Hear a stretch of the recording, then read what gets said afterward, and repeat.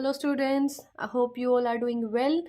तो आज मेरे पास थोड़ी सी टाइम की कमी है, इसकी वजह से आज हम एक क्विक इलस्ट्रेशन कवर करेंगे। Illustration number 14। बच्चों छोटी ज़रूर है लेकिन this is a good illustration और इम्पॉर्टेंट इलस्ट्रेशन। इसको कंसिडर करो, आप इसको मार्क कर लो अपनी बुक में। इम्पॉर्टेंट 3 से 4 मार्क्स में पेपर में आ सकती है। तो let's start with the illustration. To provide employment to the youth and to develop Baramulla district of Jammu and Kashmir, Jyoti Power Limited decided to set up a power plant. जो line हमारे किसी काम की नहीं है. Okay. Next, for raising funds, the company decided to issue 8,50,000 equity shares of rupees 10 each at a premium of rupees 3 per share. तो company ने fund raise करने के लिए क्या तरीका निकाला? कंपनी चाहती है कि 8.5 लाख इक्विटी शेयर इशू करेंगे, 10 रुपये का एक, 3 रुपये प्रीमियम पे। The whole amount was payable on application. सारा पैसा किस पे मंगा लिया? एप्लीकेशन पे। यानी जो अलॉटमेंट वाली एंट्री आप बाद में बनाते थे और उसके बाद फर्स्ट कॉल और सेकेंड कॉल या फाइनल, वो यहाँ पे नहीं बनेगी। Application for 20 lakh shares were received. देखो बच्चों, यहाँ पे ध्यान देना है। कंपनी ने कितने का इशू निकाला? 8.5 लाख का, लेकिन कितने की एप्लीकेशन रिसीव हो गई? 20 लाख। तो इसको क्या बोलते हैं? प्रोराटा। आगे मैं आपको और समझाऊंगी इसके बारे में। Applications for 3 lakh shares were rejected. तो इनमें से जो 20 लाख के लोगों ने अप्लाई किया 20 लाख शेयर्स के लिए, उसमें से 3 लाख को कंपनी ने रिजेक्ट कर दिया। ठीक है। And the shares were allotted to the remaining applicants on pro rata basis. और जो बच गए उनको आपने किस तरीके से शेयर इशू कर दिए? प्रोराटा बेसिस पे। पास necessary journal entries of the above transaction in the books of the company. Company की किताबों में जर्नल एंट्री पास करके दिखाओ। तो बच्चों मेरे को यहाँ पे आपको 2 चीज़ें मेन बतानी है। एक तो देखो, आपको 2 तरीके से कैपिटल दी जा सकती है। एक तो वो क्या बोल सकते हैं, 8,50,000 इक्विटी शेयर्स ऑफ ₹10 ईच। और दूसरा क्या बोला जा सकता है? ₹8,50,000 इक्विटी शेयर ऑफ ₹10 ईच। दोनों लाइनें सेम लग रही है, फर्क किस चीज़ का है बच्चों? यहाँ ये this is number of share और this is worth of share. Face value, complete face value total सारे शेयर्स की। ठीक है। तो अब जब भी आप कैलकुलेशन करोगे बच्चों, तो फर्स्ट केस में आपको क्या करना है? सारी कैलकुलेशन 8.5 लाख पे होगी। ठीक है। लेकिन दूसरे केस में बच्चों यहाँ पे आपको नंबर ऑफ शेयर कैलकुलेट करने पड़ेंगे, क्योंकि ये टोटल शेयर कैपिटल दे दी कि 8.5 लाख रुपए की शेयर कैपिटल है। ठीक है। तो अब 8.5 का अब क्या करोगे? 8.5 लाख रुपए की अगर टोटल शेयर कैपिटल है और एक शेयर की वैल्यू क्या है? 10 रुपये, तो यानी शेयर्स कितने हुए? 85,000। तो सारी कैलकुलेशन यहाँ किस पे होगी? 85। बहुत छोटा पॉइंट है लेकिन it makes a big difference. Okay. Exam में आपने यहाँ पे पता चल रहा है 8.5 लाख रुपए की कैपिटल थी, अब 8.5 लाख पे फिर से कैलकुलेट करा है 10 के हिसाब से, क्वेश्चन वही गलत हो जाएगा। और यहाँ पे पता चल रहा है 8.5 लाख के इक्विटी शेयर्स दिए नंबर में और आप इसको कैपिटल मान के कर रहे हैं, तो गलत हो जाएगा। तो इस पॉइंट को जरूर याद रखना है। नेक्स्ट इस टॉपिक में हम क्या कवर करेंगे साथ में? प्रोराटा। तो ये प्रीमियम की एक्सटेंशन हो जाएगी। लास्ट क्लास में मैंने प्रीमियम कराया था, उसकी रिवीजन प्लस एक छोटा नया टॉपिक और ऐड हो जाएगा उसमें, प्रोराटा। मतलब प्रोराटा छोटा टॉपिक नहीं है, इस केस में थोड़ा छोटा है। ठीक है।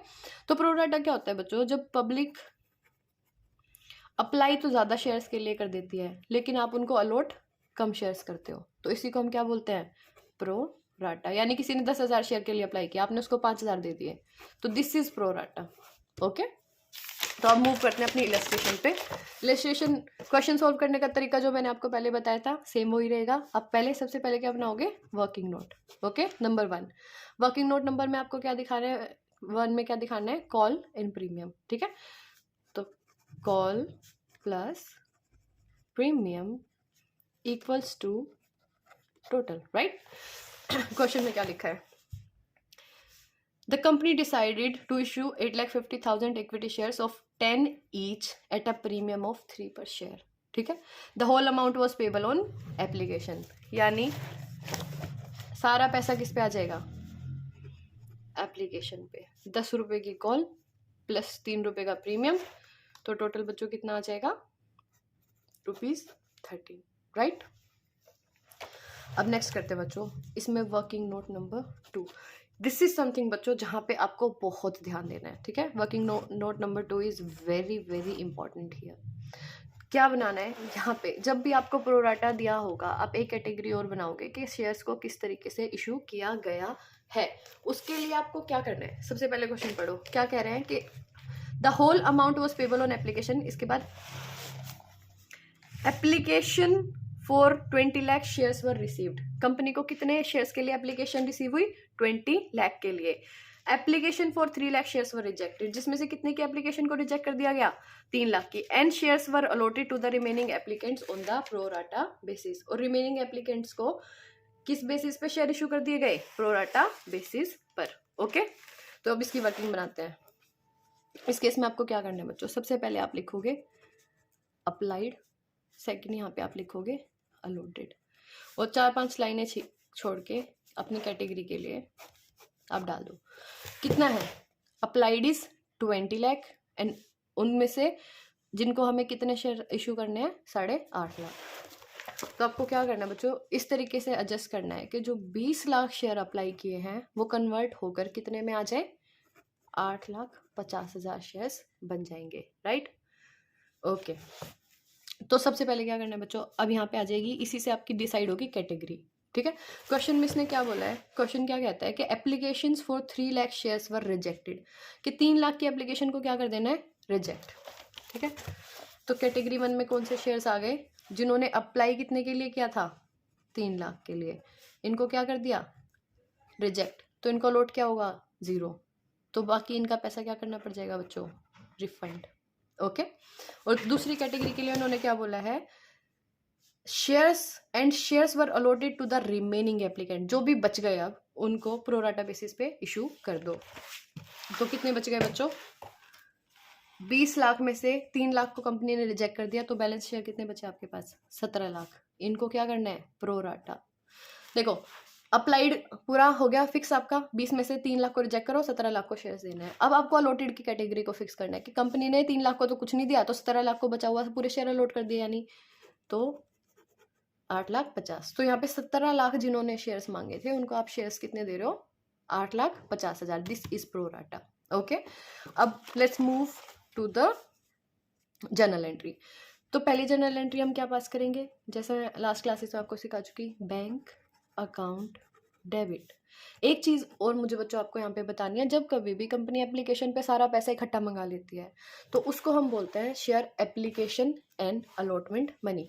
Bank account debit to share application and allotment money. Okay, और इससे एक चीज़ और आपको याद आ गई होगी, मैंने क्या बताया था? बैंक वाली एंट्री के साथ कभी भी प्रीमियम वाली एंट्री नहीं दिखेगी।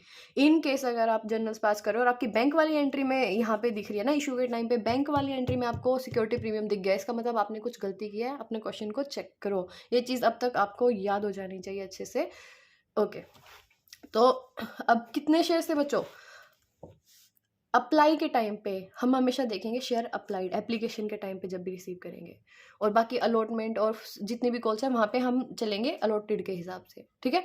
तो अप्लाइड तो क्योंकि बच्चों कितने लोगों ने अप्लाई कर दिया? 20 लाख, तो टोटल पैसा आपके पास आ गया होगा, है ना? इनको शेयर्स तो दिए नहीं है, कंपनी ने कहा जिसको अप्लाई करने कर दो, जिसके पास पैसा है सब अप्लाई कर सकते हैं, ठीक है? तो कितने शेयर्स के लिए अप्लाई हो गया? 20 लाख के लिए अप्लाई किया, ठीक है?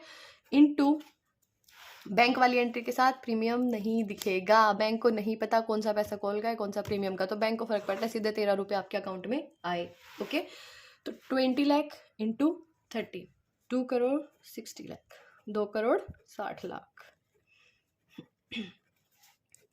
Being application and allotment money receipt, right? अब चलते हैं सेकेंड एंट्री पे। तो सेकेंड जर्नल आपकी क्या पास होगी? अब जो आपका application and allotment money I है उसको एडजस्ट करके दिखाना है, ठीक है? तो share application and allotment money account debit, कितने से? 2 करोड़ 60 लाख, ठीक है? इसको अब आपको एडजस्ट करना है। तो एडजस्ट कैसे करेंगे बच्चों? सीधा सा बात है, एडजस्ट का मतलब ये है, वो बता रहे हैं कि भाई आपके अकाउंट में इतने पैसे आए हैं, अब ये बताओ ये पैसा आपने कहाँ कहाँ यूटिलाइज किया, यानी ये पैसा किस किस चीज़ का आया है, ठीक है? तो सबसे पहले इस पैसे में क्या क्या इंक्लूडेड है? कॉल मनी, दूसरा प्रीमियम, और तीसरा एक्स्ट्रा पैसा, क्योंकि आपने शेयर इशू सिर्फ कितने के लिए निकाला था? 8.5 लाख के लिए, जबकि अप्लाई कितने ने कर दिया? 20 लाख ने, ठीक है। तो बाकी सारा एक्स्ट्रा पैसा क्या करना पड़ेगा, वापस। ये नहीं है कि आपने 8.5 लाख का इशू निकाला, 20 लाख पे आपको पैसा मिल गया और आप रख लिया, नहीं। अगर कंपनी ने इशू 8.5 का निकाला है तो कंपनी इसी पे पैसा अपने पास रखेगी, इसी की कैपिटल इशू करेगी इसी अमाउंट से, और इसी अमाउंट पे प्रीमियम लेगी इन्हीं शेयर्स पे। उसके अलावा जितना भी एक्स्ट्रा पैसा एक्सेस मनी कंपनी के पास आई है, it has to be paid back to the public, right. Okay, तो अब हम क्या करेंगे, एप्लीकेशन एंड अलॉटमेंट मनी के अगेंस्ट शेयर कैपिटल बुक करेंगे। To equity share capital account. कितने, कैपिटल हमेशा बच्चों अलॉटेड शेयर पे जाएगी, जितने शेयर अलॉट किए हैं वो ही कैपिटल बनेगी कंपनी के अकाउंट में। अगर इशू निकला था 8.5 का तो, और 8.5 ही सब्सक्राइब हो गए, चाहे इससे ज़्यादा हो तो भी 8.5 का ही कंपनी कैपिटल इशू करेगी। मेक श्योर 20 लाख से ये एंट्री आप ना कर दें। ओके, तो 8.5 पे, और फेस वैल्यू क्या थी, अगेन कैपिटल हमेशा किस पे होगी, फेस वैल्यू। प्रीमियम क्या है, एक्स्ट्रा चार्ज, ये सब कंपनी के प्रीमियम का पार्ट है, ठीक है, रिजर्व्स का पार्ट है। लेकिन कैपिटल कितने से दिख सकती है, फेस वैल्यू से। तो 8,50,000 इंटू 10 रुपये का एक शेयर था, 85 लाख कैपिटल के हो गए, ठीक है। बाकी टू सिक्योरिटी प्रीमियम रिजर्व और security premium account. 8.5 lakh shares पे कितने रुपए का प्रीमियम था बच्चों, 3 रुपये का प्रीमियम। ओके, इंटू 3, और ये कितना बना आपका 25,50,000, 25,50,000। 2,60,000 आपको मिले, जिसमें से 85 लाख रुपए की आपकी कैपिटल इशू कर दिया आपने। ओके, बाकी पैसा 25,50,000 सिक्योरिटी प्रीमियम का था। तो बचे हुए पैसे का क्या करना है, रिफंड करो। तो आपका बैंक क्या हो जाएगा, क्रेडिट। एक्सेस मनी कंपनी अपने पास नहीं रख सकती। टू बैंक अकाउंट, बैलेंस क्या बच रहा है आपका 1,49,050। आज हम सिर्फ यही जर्नल करेंगे बच्चों। आई होप आपको वीडियो अच्छी लगी होगी। If you really like the video, please do subscribe my channel and comment in the comment box के next आपको किस टॉपिक में प्रॉब्लम है जहाँ मैं आपकी हेल्प कर सकती हूँ। So, thank you.